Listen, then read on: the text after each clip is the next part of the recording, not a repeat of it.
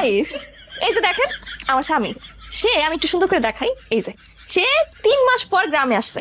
আসার পর আমার শাশুড়ি আম্মা এই যে সুন্দর করে যদি দেখা যায় জি তার হাতে কিন্তু এখন এই যে তুলে দিল কি আমাদের কি লাউ ভাজি। এই যে আমার মা কিন্তু রান্না করছে সবকিছু, শুধু ভাজি না আমার স্বামীর জন্য সে আর অনেক কিছু রান্না করেছে।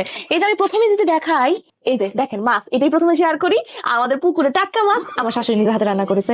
তারপর এই যে মুরগি, মা বাবা দেখতেই বোঝা যাচ্ছে কি সুস্বাদু হয়েছে। এই যে ডিম, এই যে ভাত, এই যে ভর্তা, এই যে ডাল, সবকিছু দেখছেন, কোনো কিছুর কমতি নেই, সবকিছু শুধুমাত্র আমার এই শাশু আমার হায়দার আমার আমার শাশুড়ি আমার নিজের হাতে রান্না করেছে। কেমন হয়েছে গো?